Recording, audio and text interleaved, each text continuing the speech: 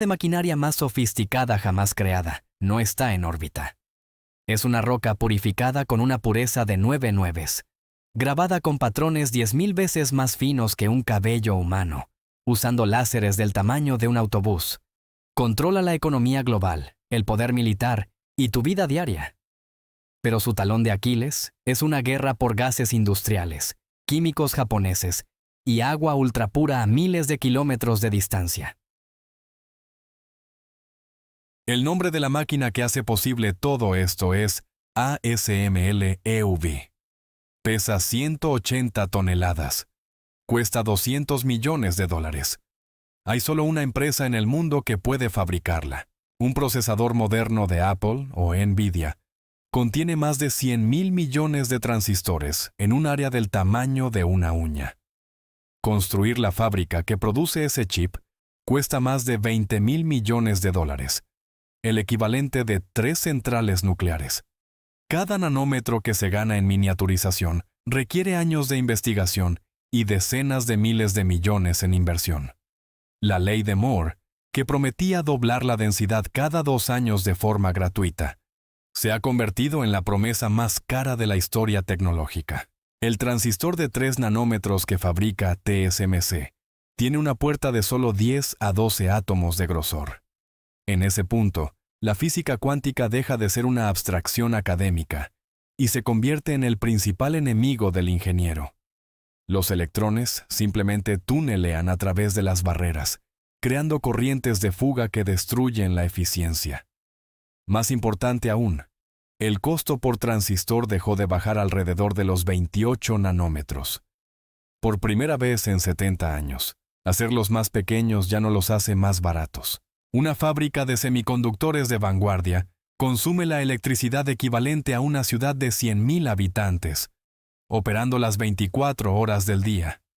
El proceso requiere temperaturas perfectamente estables, vibraciones prácticamente nulas y niveles de limpieza 1000 veces más puros que un quirófano. El costo energético es tan brutal que muchas fabs deben construir su propia infraestructura de generación eléctrica dentro del propio campus.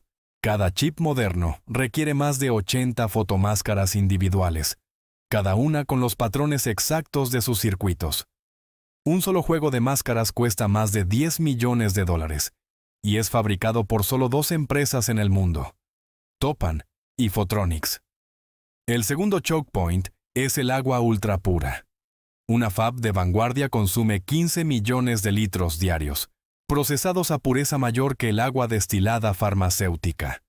Esa infraestructura de purificación debe construirse dentro de la propia planta.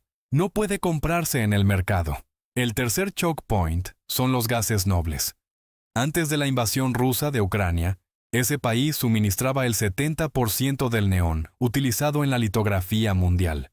Un solo misil impactado en la planta correcta podría haber detenido la producción de chips globalmente durante meses.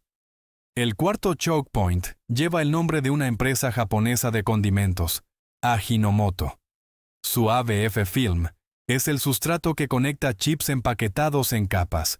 No existe alternativa validada en el mercado. El quinto es KLA, empresa de Silicon Valley, con monopolio virtual en los instrumentos de metrología subnanómetro, que certifican la calidad de cada oblea. Si no puedes hacer el chip más pequeño, hazlo más inteligente. Esa es la filosofía detrás de los chiplets. En lugar de grabar todos los circuitos en un solo trozo de silicio, se fabrican múltiples chips especializados por separado y se ensamblan en un solo paquete. AMD fue el pionero con su arquitectura Zen 2, conectando chiplets de CPU con un chip de memoria usando interconexiones de alta velocidad. El éxito fue tan rotundo que Intel, AMD, ARM y Google formaron el consorcio UCIe para estandarizar los conectores entre chiplets, igual que la industria estandarizó el USB décadas atrás. Pero la solución de los chiplets ha creado un nuevo choke point. El ensamblaje avanzado de estos paquetes multichip requiere tecnología de empaquetado que solo dominan TSMC y ACE en Taiwán. La dependencia geopolítica no se elimina, simplemente se desplaza. La geopolítica del silicio tiene una capacidad infinita para regenerarse. Los gobiernos del mundo lo entienden. Estados Unidos aprobó la ley CHIPS, destinando 52.7 mil millones de dólares a subsidiar fábricas en suelo americano. Europa respondió con el European Chips Act, 43 mil millones de euros. China ha invertido más de 150 mil millones de dólares en su industria semiconductora desde 2014. La guerra no es solo comercial, es una carrera civilizatoria. El país que controle la fabricación de chips de vanguardia en 2035 controlará la inteligencia artificial, los sistemas de armas y la infraestructura digital del siglo XXI. El silicio tiene competidores en el horizonte: carburo de silicio para alta potencia, nitruro de galio para radiofrecuencia, grafeno para los nodos más allá del 1 nanómetro.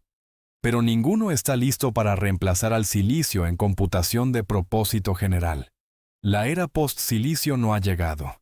Lo que sí ha llegado es la era donde el mineral que más define el poder humano ya no escala de forma gratuita. Quien resuelva ese puzzle físico-económico dominará el siglo XXI.